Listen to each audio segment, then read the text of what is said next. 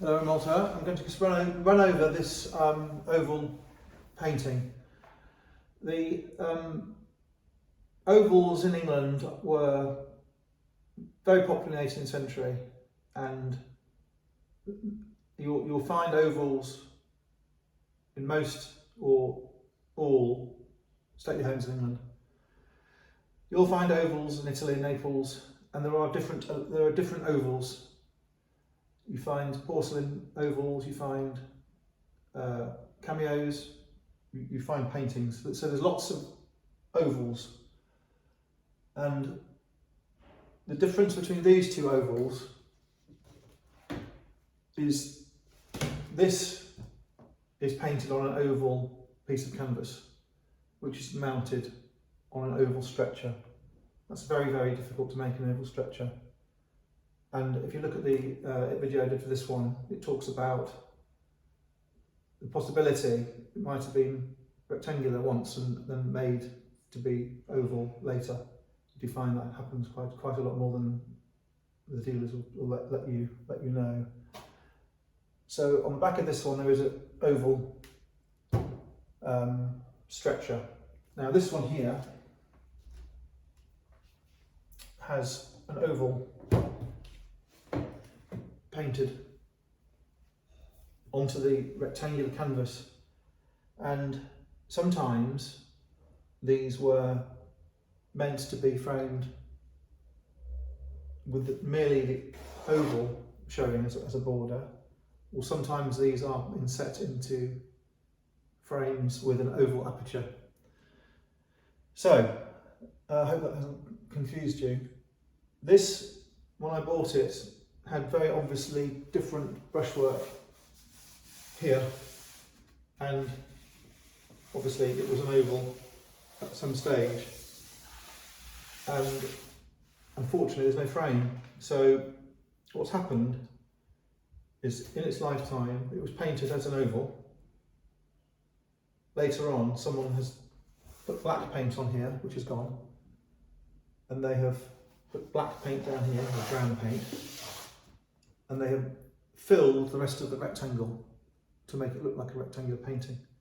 So this brushwork is added, all of that is added, and it has a different texture and different brushwork. So the original artist would have just painted the oval, and it would have gone in a frame, perhaps something like that, not quite the same as that, but it would have gone in a frame like that. And you can see the effect is wonderful. These ovals are really lovely, especially big ones like these. So, I was very fortunate that the picture has an attribution on the back, and it says, G. Harlow Pinks. G. Harlow, George Henry Harlow, 1787-1819. So that's an 18th century English painter, which fits the style of painting, fits the oval, and the way it's painted. So pinks, this is a very unusual thing to have on a picture. Pinks, P-I-N-X, Latin, and it means copy in modern language. And if you look at many engravings or etchings of old scenes from the early 19th century, you'll often find you have a subscriber in the middle with the date, or a beneficiary of the subscribers. You will find in one corner the sculptor who made the metal plate, and it will often say sculpt with the full stops, S-C-U-L-P-T. And then often on the far left you'll have the original artist of the painting on which the engraving was taken. And very often it says, for example, Vernet, Pinks, P-I-N-X. So this is the same sort of thing. What they're saying here is it's a copy or an after painting by someone else of G. Harlow. I don't know what that says. I've looked at it for a long time. I can't work it out. Looks like wife. Looks like wife and something, but I don't know what it says. So, in the National Portrait Gallery, in the Victoria and Albert Museum in London, they have got a picture by George Henry Harlow, and I will find it, but it's not quite the same, and the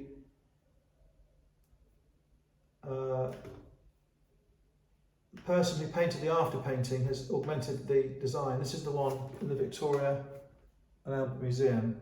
It's on our website. You can see the price of the item, you can see all about it, and it's very distinctive because you've got the hair up, you've got a coral necklace, very, very, very unusual. You see pearl necklaces, you see all sorts of things, but coral necklaces are really unusual.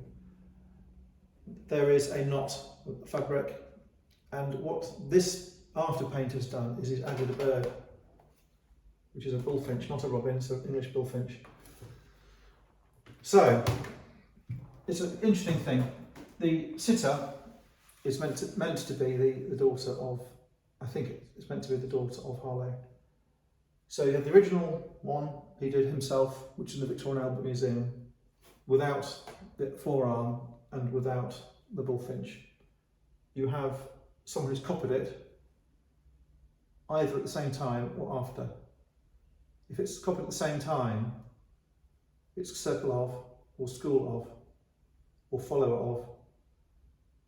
This was not copied a long time after it was painted. The original was painted because the frame and the painting is of some age, first quarter of the 19th century.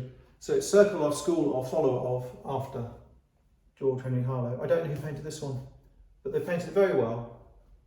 The core is the painting. They've added yellow. The face is slightly different. They've added the bird, they've added the forearm. Don't know why it's changed. I don't know why it's changed from the original. It is possible that there is another one, not in a museum, which is the same as this one. Very, very possible.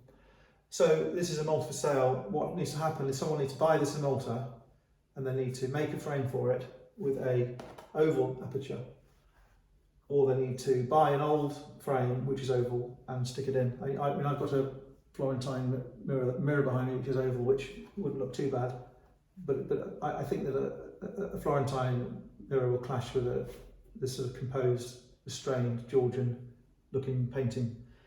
So you have options. Do you have a restorer paint in the borders so it can be square?